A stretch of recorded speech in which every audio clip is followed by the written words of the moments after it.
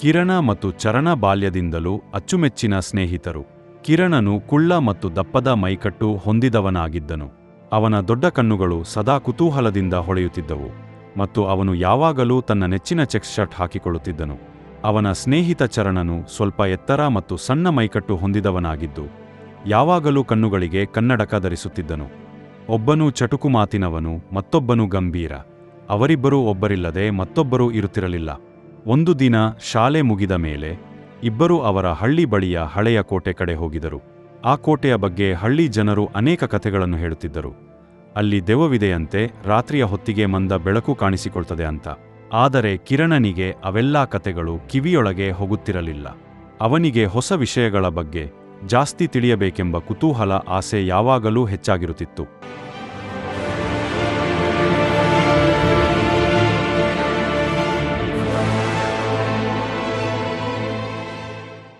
ಒಮ್ಮೆ ಚರಣ ಕಿರಣನಿಗೆ ಹೇಳಿದ, ನೋಡು, ಈ ಕೋಟೆ ಯಾವಾಗಲೂ ನನ್ನನ್ನು ಕರೆಯುವಂತೆ ಅನುಭವವಾಗುತ್ತೆ ಎಂದನು.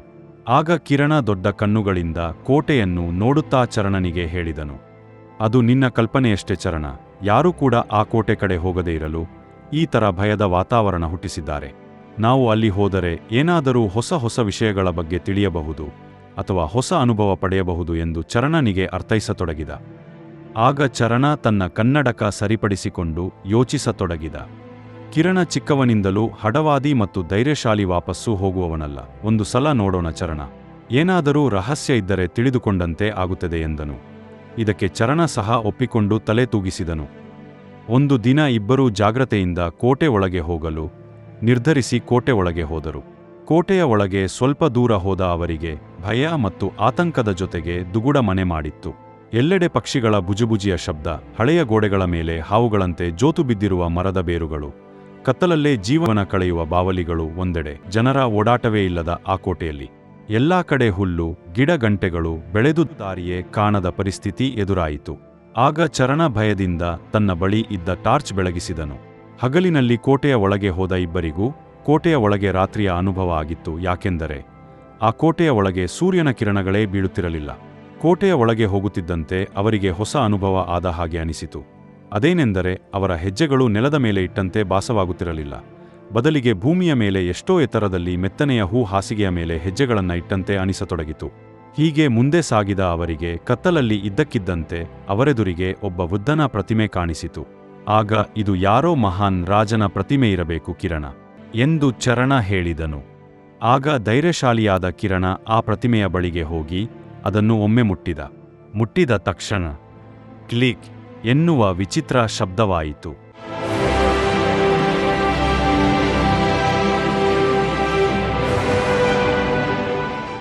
ಆ ಶಬ್ದಕ್ಕೆ ಇಬ್ಬರೂ ಬೆಚ್ಚಿಬಿದ್ದರು. ಆಗ ಉಂಟಾದ ಆ ಶಬ್ದದಿಂದ ಅವರ ಹಿಂಭಾಗದಲ್ಲಿ ಒಂದು ಗುಪ್ತದ್ವಾರ ತೆರೆದುಕೊಂಡಿತು. ಈ ವಿಸ್ಮಯಕಾರಿ ಅನುಭವ ನೋಡಿ ಇಬ್ಬರೂ ಆಶ್ಚರ್ಯಗೊಂಡರು. ಅರೇ, ಇದು ನಮ್ಮ ದೊಡ್ಡ ಶೋಧ ಚರಣ ಎಂದು ಕಿರಣ ಕೂಗಿ ಹೇಳಿದ. ಭಯದಿಂದ ತೆರೆದ ಆ ದ್ವಾರದ ಒಳಗೆ ಇಬ್ಬರು ಹೋದರು. ತುಂಬಾ ಕತ್ತಲೆಯಿಂದ ಕೂಡಿದ ಆ ಕೊಠಡಿಯಲ್ಲಿ ಗಾಳಿ ಮತ್ತು ಬೆಳಕಿನ ಕೊರತೆ ಹೆಚ್ಚಾಗಿತ್ತು. ಹೀಗಿದ್ದರೂ ಅಂಜದೆ ಇಬ್ಬರು ಮುಂದೆ ಸಾಗಿದರು. ಕತ್ತಲಲ್ಲಿ ಶೋಧ ನಡೆಸುತ್ತಿದ್ದ ಅವರಿಗೆ ಒಳಗಡೆ ಮತ್ತೊಂದು ಕೊಠಡಿ ಇರುವ ಅನುಭವ ಆಯಿತು. ಆ ಕೊಠಡಿ ಪ್ರವೇಶಿಸಿದ ಅವರಿಗೆ ನಾವೆಲ್ಲಿಗೆ ಬಂದೆವು, ಏನಾಗುತ್ತಿದೆ, ಈ ಕೊಠಡಿಯನ್ನು ಇಷ್ಟೊಂದು ರಹಸ್ಯದಲ್ಲಿ ಏಕೆ ಕಟ್ಟಿದ್ದಾರೆ ಎಂಬ ಪ್ರಶ್ನೆ ಕಾಡತೊಡಗಿತು. ಈಗ ಕೊಠಡಿಯ ತುಂಬೆಲ್ಲ ಕತ್ತಲು, ವಿಚಿತ್ರ ಪಕ್ಷಿಗಳ ಸದ್ದು, ಕಾಡು ಪ್ರಾಣಿಗಳು ಕಿರುಚುವ ಸದ್ದು ಕೇಳಿಸತೊಡಗಿತು. ಇದರಿಂದ ಹೆದರಿಕೊಂಡ ಚರಣ ಕಿರಣನನ್ನ ಗಟ್ಟಿಯಾಗಿ ಹಿಡಿದುಕೊಂಡನು. ಇಬ್ಬರೂ ತಮ್ಮ ಬಳಿ ಇದ್ದ ಟಾರ್ಚ್ ಲೈಟ್ ಅನ್ನು ಬೆಳಗಿಸಿದರು. ತುಂಬಾ ಸಮಯ ಹುಡುಕಾಡಿದ ಅವರಿಗೆ ಹಳೆಯ ಕಾಲದ ಪೆಟ್ಟಿಗೆ ಕಾಣಿಸಿತು. ಭಯದಿಂದಲೇ ಅದನ್ನು ತೆರೆಯಲು ಮುಂದಾದ ಅವರಿಗೆ ಇಂತಹ ಪೆಟ್ಟಿಗೆಗಳ ಬಗ್ಗೆ ಎಂದು ಕೇಳಿರದ ಮತ್ತು ನೋಡಿರದ ಇಬ್ಬರಿಗೂ ಆ ಪೆಟ್ಟಿಗೆ ತೆರೆಯುವುದು ಅಷ್ಟು ಸುಲಭದ ಮಾತಾಗಿರಲಿಲ್ಲ. ಹಲವು ಬಾರಿ ಪ್ರಯತ್ನದ ನಂತರ ಆ ಪೆಟ್ಟಿಗೆ ತೆರೆಯುವಲ್ಲಿ ಯಶಸ್ವಿಯಾದರು. ಆ ಪೆಟ್ಟಿಗೆ ತೆರೆದ ತಕ್ಷಣ ಕೋಟೆಯ ಮೂಲೆ ಮೂಲೆಗಳಿಂದ ಬರುತ್ತಿದ್ದ ವಿಚಿತ್ರ ಶಬ್ದಗಳು ನಿಂತು ಹೋದವು. ಒಂದು ಕ್ಷಣ ನಿಶ್ಶಬ್ದ ಆವರಿಸಿತು. ಗಾಬರಿಯಿಂದ ಪೆಟ್ಟಿಗೆಯಲ್ಲಿ ಹುಡುಕಾಡಿದ ಅವರಿಗೆ ಒಂದು ಮ್ಯಾಪ್ ಮತ್ತು ಹಳೆಯ ಪುಸ್ತಕಗಳು ಕಾಣಿಸಿದವು. ಇದು ಸಾಮಾನ್ಯ ಕಟ್ಟಡವಲ್ಲ, ಇದು ಹಳೆಯ ರಾಜಮನೆತನದ ಭವ್ಯ ಕಟ್ಟಡ. ಇದು ರಾಜರ ಸಾಹಸಗಳ ಪುಸ್ತಕಗಳು ಮತ್ತು ಸಂಪತ್ತನ್ನು ಶೇಖರಿಸಿ ಇಟ್ಟ ರಹಸ್ಯದ ಸ್ಥಳ ಆಗಿರಬಹುದು ಎಂದು ಚಾರಣನು ಹೇಳಿದ. ಅಲ್ಲಿದ್ದ ಗ್ರಂಥಗಳ ಪ್ರಕಾರ ಈ ಕೋಟೆಯಲ್ಲಿ ಒಮ್ಮೆ ದೊಡ್ಡ ರಾಜನೊಬ್ಬನು ತನ್ನ ರಾಜ್ಯದ ಆಡಳಿತ ಮಾಡುತ್ತಿದ್ದ. ಬಹಳ ಸಮೃದ್ಧಿ ಮತ್ತು ವಿಜೃಂಭಣೆಯಿಂದ ಕೂಡಿದ ಆ ರಾಜ್ಯದ ಸಂಪತ್ತನ್ನು ರಕ್ಷಿಸಲು ಹಲವಾರು ಗುಪ್ತ ಮಾರ್ಗ ಹಾಗೂ ಒಗಟುಗಳನ್ನು ಸೇರಿಸಿ ಕೋಟೆಯ ಒಳಗೆ ಈ ಕೊಠಡಿಯನ್ನು ಸಂರಕ್ಷಿಸಿ ಇಟ್ಟಿದ್ದನು. ಕಿರಣ ಮತ್ತು ಚರಣ ಕುತೂಹಲದಿಂದ ಆ ಮ್ಯಾಪ್ ನೋಡಿ ಆ ಮ್ಯಾಪ್ನಲ್ಲಿದ್ದ ಪಥವನ್ನು ಅನುಸರಿಸಿದರು. ಕೊನೆಗೆ ಅವರು ಮತ್ತೊಂದು ದೊಡ್ಡ ಪೆಟ್ಟಿಗೆ ಬಳಿ ತಲುಪಿದರು. ಪೆಟ್ಟಿಗೆಗೆ ಒಂದು ಹಳೆಯ ಬೀಗ ಇತ್ತು ಮತ್ತು ಪಕ್ಕದಲ್ಲಿ ಒಬ್ಬ ರಾಜನ ಶಿಲಾಲಿಪಿ ಇತ್ತು. ಕಿರಣ ತನ್ನ ದೊಡ್ಡ ಕಣ್ಣುಗಳನ್ನು ನೋಡುತ್ತಾ, ಇದು ಅದೇ ಸಾಹಸದ ಮತ್ತು ಸಂಪತ್ತಿನ ಖಜಾನೆಯ ರಹಸ್ಯ ಎಂದನು. ಅವರು ಪೆಟ್ಟಿಗೆಯನ್ನು ತೆರೆದಾಗ ಅದರಲ್ಲಿ ಚಿನ್ನದ ನಾಣ್ಯಗಳು, ಮೌಲ್ಯಮುದ್ರಿತ ಗ್ರಂಥಗಳು ಹಾಗೂ ಅಪೂರ್ವವಾದ ಚಿನ್ನದ ಕಡಗ, ಬಳೆ, ತಾಳೆ ಗರಿಗಳಿದ್ದವು. ನಮ್ಮ ಈ ಸಾಹಸ ಅಜರಾಮರ, ನಾವು ಹಳ್ಳಿಯ ಹೆಮ್ಮೆ ಎಂದು ಒಬ್ಬರನ್ನೊಬ್ಬರು ನೋಡಿಕೊಳ್ಳುತ್ತಾ ಇಬ್ಬರು ಹೇಳಿಕೊಂಡರು.